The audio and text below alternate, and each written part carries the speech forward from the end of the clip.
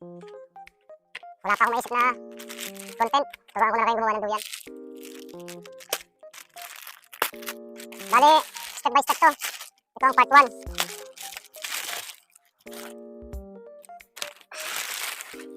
Ito yung tali na ginagamit sa paggawa ng duyan. Tali na ginagamit ko. Meron itong mas malaki sa kanya. So ganito siya pag binili nyo. Mga 1.3 kilos yan. Pagka binadbad nyo ito nang wala kayong gamit na upuan, nahihirapan kayo. Kaya kailangan nyo siya. So ito naman yung ring. Magkakabit ka ng lalagyan ng duyan. Pag natapos mo lang, kahiin. Ito naman yung strap.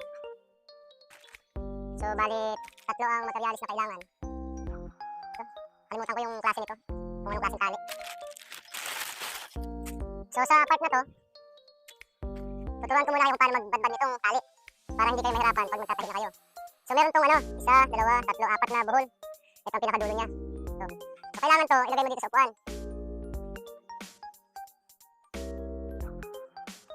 Nakaklabits lang naman to eh. So ito ang pinaka simula. Wala, pag hindi mo alam to, hindi ka makakapag-start gumawa ng duyan. Isa. Nakaklabits to, klabits. So sa hindi nakakaalam ng club hits, i-search nyo lang kay Facebook, kay YouTube, club hits, types of nut. 3. So pag nakalas mo na yung lahat, yung 4 na naka-club hits yan. So kalas na. So nakalas mo na yung 4 na buhol niya. Then kailangan nyo ng timba. Timba or tray, depende. Tapos ilalagay nyo lang siya dyan. Dapat ba? Pagka medyo sumabit, huwag nyo hihilahin. I-ano nyo, i-guide nyo siya. Paikot para mahirap kasi ito pag nagbuhol to, mahirap, malaking abala. So hanggang sa maubos. Ito hindi to isang rolyo na diretso talaga, may mga dugtong-dugtong to. So kalasin nyo na. Pero huwag nyo muna kakalasin, ilagay nyo muna lahat to sa timba. Mamaya nyo nakakalas-kalasin pagka nabilog-bilog na natin siya.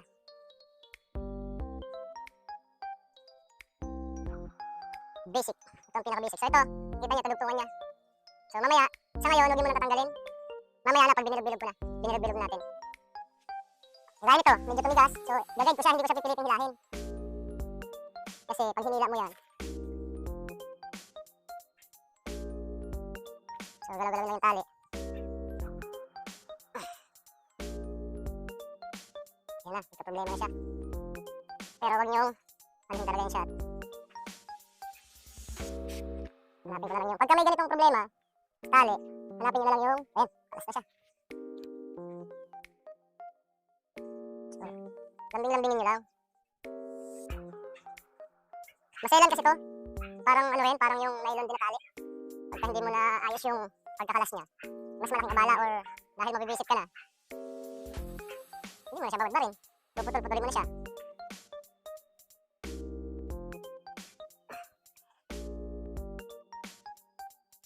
So ito ang part 1 ng hammock making tutorial natin. Kaya sa gustong matuto, abangan ang part 2. Bali, ito palang gagawin ko na to. Pagawa to sa akin ng ng resort. Printing duyan. Nagpagawa ang Morning Breeze.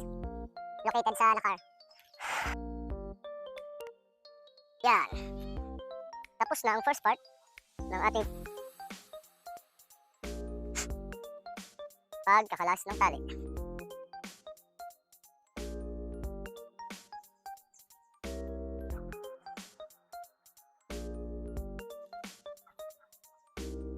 Okay.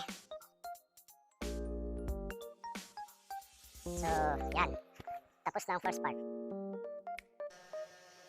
Yung sequel na to, may nabibili rin to sa Divisoria. Nasa 30-25 pesos.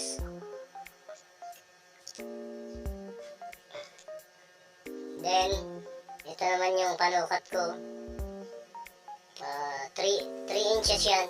Yung panukat ko na yan. Tapos yan yung panukat ko naman sa may dulo ng duyan. Kasi dyan, yan yung susuot sa kahoy. Sa kahoy. Itong kahoy nito, luma na to eh. Yung pinagawa kong kahoy ngayon, 1 by 1.